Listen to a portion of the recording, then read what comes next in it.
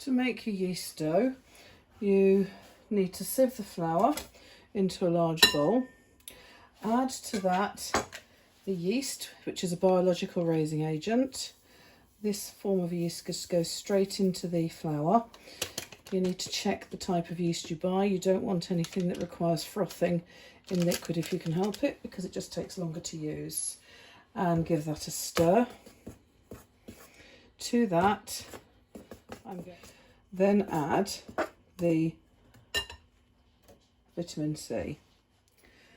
The vitamin C is added to speed up the process of bread making, because it will rule out the first stage of rising that normally goes alongside making bread.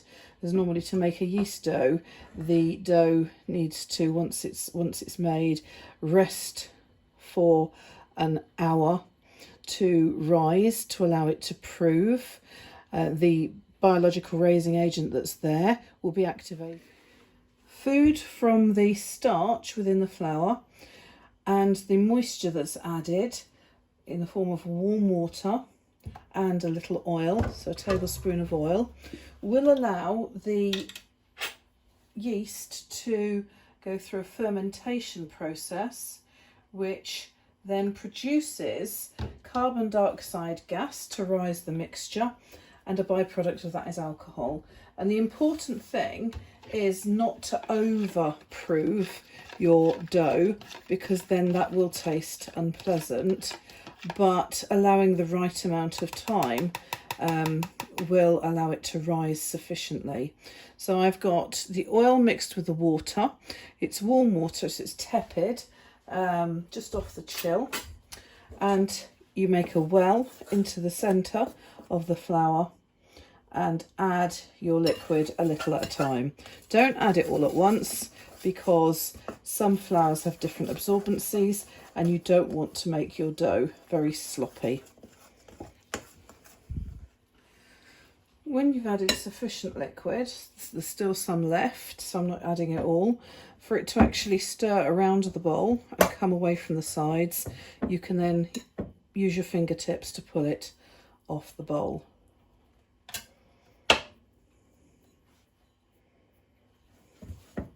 It should be soft but firm and slightly tacky, just like a Pritt stick, but not sloppy, so it just comes away from the bowl. At this stage, you turn your dough out onto a lightly floured surface. I've floured my hands as well to stop it from sticking, and then you just knead.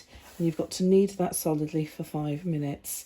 The vitamin C in there will work very effectively if you knead it for 5 minutes to stretch the protein strands that are formed. Having added liquid to the flour, the protein within the flour, the glutenin and gliadin, will combine to form gluten, but we want to develop really stretchy gluten at this point. So the more you knead it, the better, within a short period of time, to stretch and make that dough very elastic. And whilst that's happening as well, the carbon dioxide will be released, because the fermentation process will have started, because of the yeast having the right conditions, the optimum conditions for growth, which is food, moisture, temperature as in warmth, blood heat, and time. Time will be allowed for it to rise. If it starts to stick to the worktop, just dust it with flour, and then, but not too much flour. When kneading the dough, you can visualise it as a square that you're bringing the corners up to the centre on, and just make sure it's not sticking to the worktop. Or you can use the heel of your hand to push the dough. And dough is a great, the bread dough, yeast dough, is a very good mixture that you can actually rough it around a little bit. You don't have to be too gentle like you do with most other doughs. Pastry in particular you have to handle lightly. With a yeast dough you don't. Now with the dough, if you pull it apart, you can see all these gas bubbles are forming a nice structure there. But you need a very elastic development of the protein, the gluten, in order to stretch around these large gas bubbles that are given out. Once you've got to this point, so it's been kneaded for 5 minutes, you can then, using a palette knife because it won't cut your work surface, you can then divide that up into 6 even pieces. Once you've got them divided up into 6 even sized pieces, you can then start shaping them. So to shape the bread rolls, you just put it in the palm of your hand, and again it's that sort of square concept that you pull in the corners up into the middle. Okay, quite useful to have some flour if it's a little bit tacky still. You can then adjust that with flour in your hands, so make sure your hands aren't sticking to it, and then shape. Okay, and pop it on the tray. And that's all you do. Just shape like so. Roll it, dust it with flour, shape it out. Okay. Once they're all shaped, you can then leave them to rise. Nice proving, they call it proving with bread making. So it allows it to rise, allows the yeast an opportunity, some time to produce carbon dioxide gas through fermentation. And that will help the structure of your bread develop and stretch around all the gas bubbles, the carbon dioxide gas bubbles that are given off. Now you can at this point cut some slits before it rises if you want to, as a decoration, just to finish it off. And then they will be left for about 15 minutes, 20 minutes if possible, in a warm environment. So I'm just going to leave them in my kitchen because my kitchen is quite warm, and then come back to you when they are done. Once risen, they should be about double in size. You can see that they've grown a lot compared with before rising. So plenty of carbon dioxide gas has been produced. The structure created by the flour and liquid and the development and stretchiness of the gluten through kneading has allowed that dough to stretch around those gas bubbles.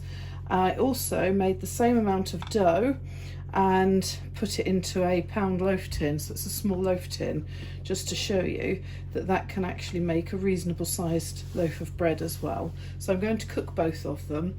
The rolls should take anywhere between 10 to 15 minutes to cook. The bread, however, will take longer. So if you only have a short period of time to do these in, then I would advise making the dough into, breaking the dough into rolls and making them much smaller, because the smaller they are, the quicker they'll cook. But if you're not limited for time, this could take anything up to about 45 minutes to an hour to cook. So you need to just be wary of that.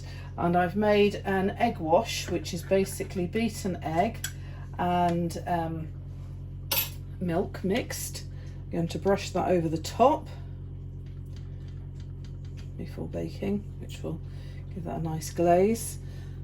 So allowing the bread rolls to golden, sort of become a nice golden colour. If you didn't have egg, you can use just milk on its own. You could just use the egg on its own if you wanted to, but I think milk is better if it's going to be used on its own rather than egg. Or you mix egg with the milk to make a nice egg wash. Okay.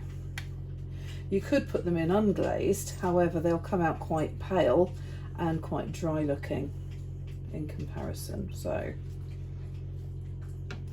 just brush those and pop them into the oven. Both the rolls and the loaf of bread are now cooked. They were cooked at a temperature of 180 degrees. The rolls took 15 minutes, the bread took 35. If you're short of time, it's best to always make bread rolls because they'll cook in a lot shorter amount of time. And that dough, starting off with 225 grams of plain flour, strong plain flour that is, will make up either a batch of 6 small bread rolls or a small loaf. Okay, enjoy your food. I hope you enjoy making bread. It's one of my favourites. And don't forget to subscribe by pressing the button, and join me again for another video.